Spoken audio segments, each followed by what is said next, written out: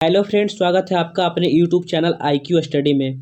दोस्तों, आज के इस वीडियो में हम लेकर आए हैं ज्योग्राफी का एक इम्पॉर्टेंट टॉपिक, भारत का प्रमुख कृषि क्रांतियाँ।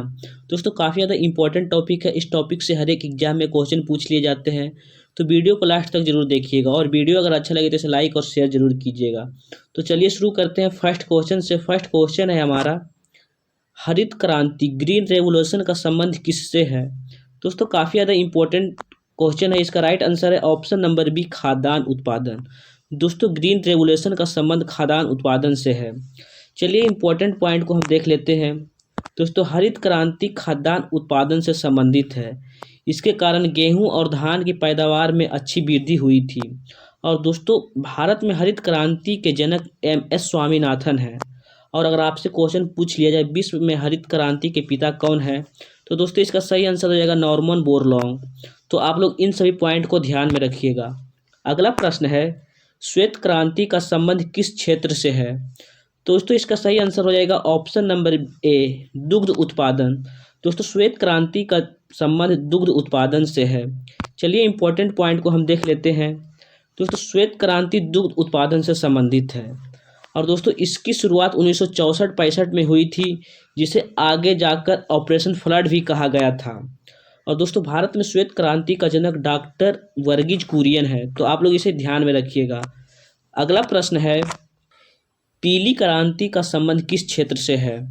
पीली क्रांति का संबंध किस क्षेत्र से है।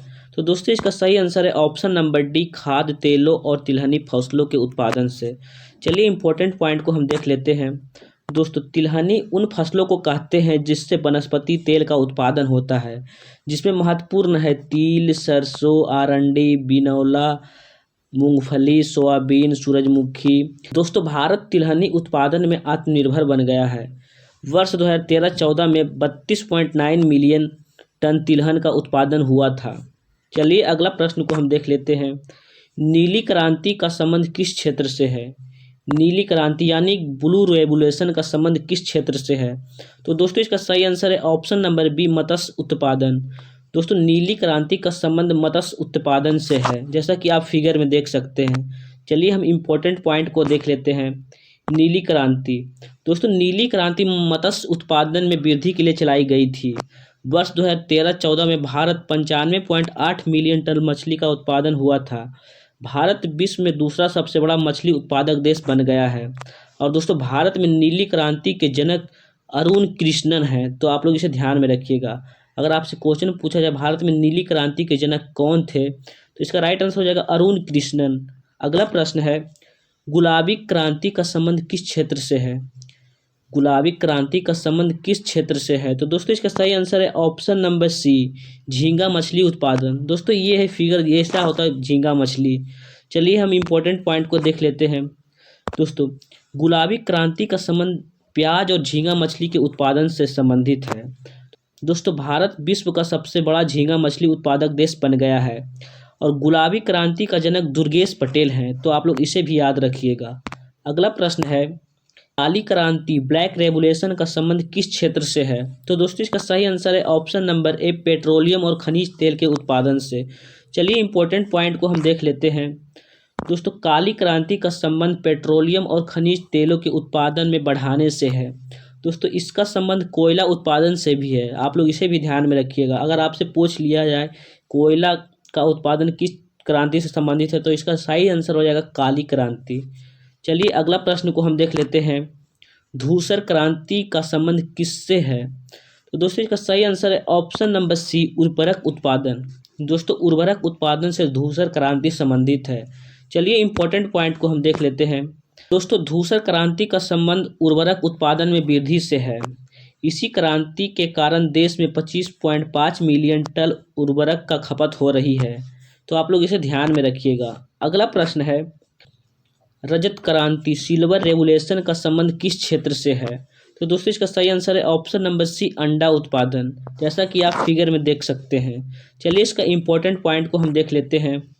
तो दोस्तों, रजत क्रांति का संबंध भारत में अंडा उत्पादन और मुर्गियों की उत्पादकता बढ़ाने के लिए है। दोस्तों, भारत की मुर्गी एक वर्ष में 65 अंडा देती है, जबकि अमेरिका में 295 अंडे देती है।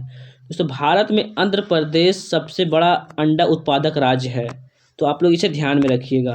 अगला प्रश्न है, सुनहरी क्रांति गोल्डन रेवोल्यूशन का संबंध किससे है? तो दोस्तों इसका सही आंसर है ऑप्शन नंबर ए, बागवानी उत्पादन। दोस्तों बागवानी उत्पादन से गोल्डन रेवोल्यूशन संबंधित है। चलिए इसका इम्पोर्टेंट पॉइंट को हम देख लेते हैं। दोस्तों सुनहरी क्रांति का संबंध बागवानी उत्पादन से है, जिसमें विशेषकर सेब उत्पादन से है। दोस्तों इसे शहद उत्पादन से भी जोड़ा जाता है।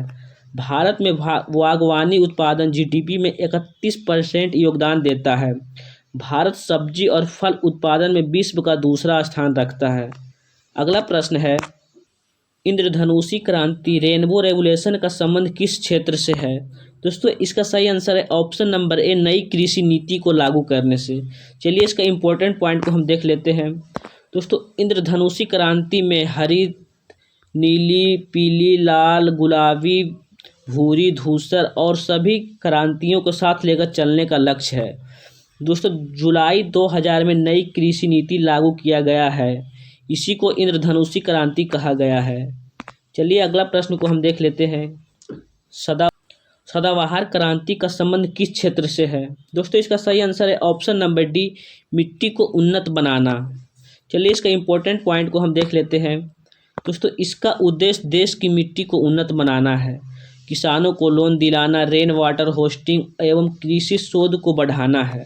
दोस्तों इसके माध्यम से देश में पूरी तरह खाद्यान्न में निर्भर बनाना है। अगला प्रश्न है, गोल क्रांति राउंड रेवोल्यूशन का संबंध किससे है? तो दोस्तों इसका सही आंसर है ऑप्शन नंबर डी, आलू उत्पादन से। दोस्तों गोल क्रांति का संबंध आलू उत्पादन से है। चलिए इसका इम्पोर्टेंट पॉइंट को हम देख लेते हैं।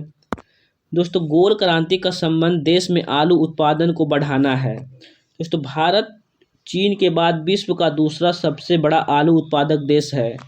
भारत में सबसे बड़ा आलू उत्पादक राज्य उत्तर प्रदेश है, तो आप लोग इसे भी ध्यान में रखिएगा। दोस्तों ये थे कुछ महत्वपूर्ण प्रश्न जो हमने आपके सामने डिस्कस किया है। वीडियो की क्वालिटी, कंटेंट और अगर हमारी मेहनत आपको पसंद आई हो तो वीडियो को लाइक, शेयर और चैनल को सब्सक्राइब जरूर कीजिएगा। और अगर आप इन सभी प्रश्नों का PDF चाहते हैं तो नीचे डिस्क्रिप्शन बॉक्स में हमारा टेलीग्राम चैनल का लिंक है, आप वहां हमसे जुड़ सकते हैं। वहां सभी क्लास का PDF प्रोवाइड कर दिया जाता है। तो चलिए मिलते हैं नेक्स्ट वीडियो में, तब तक के लिए जय हिंद।